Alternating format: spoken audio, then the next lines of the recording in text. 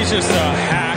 He's just an absolute hack. And he gets his ass kicked by his teammates every week. It's just, it's terrible. It's just terrible. First being Cincinnati at Arkansas. Now, this is a fake ranked-on-ranked matchup, if you will. Cincinnati's success last season was fun to watch. It was exciting to see a group of five school be good enough to be ranked high enough to compete in the national college football playoff. They lose to Alabama, but they sent a lot of their guys to the NFL. Myjai Sanders, Sauce Gardner, Desmond Ridder, just to name a few. They were one of the highest drafted teams last year from college football. Luke Fickell is a great head coach. He is a fantastic head coach. And I, as a Notre Dame fan, was rooting if Marcus Freeman was not the man hired, that Luke Fickell would be the candidate hired to replace Brian Kelly.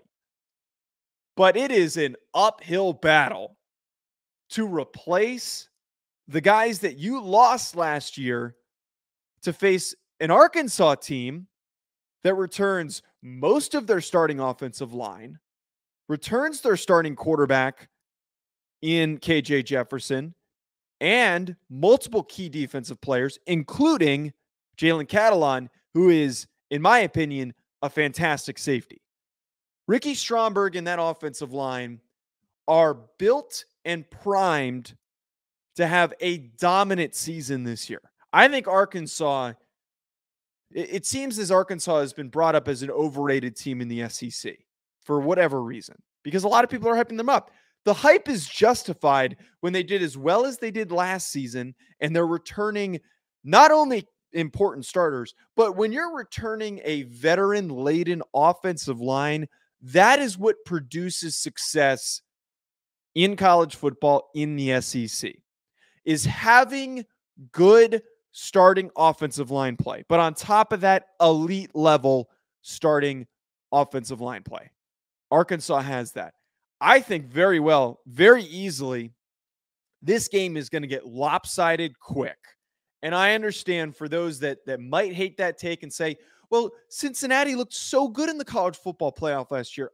Again, they lost so many of their starting players at multiple important positions, both starting corners, your starting quarterback, your best edge rusher, just to name those positions.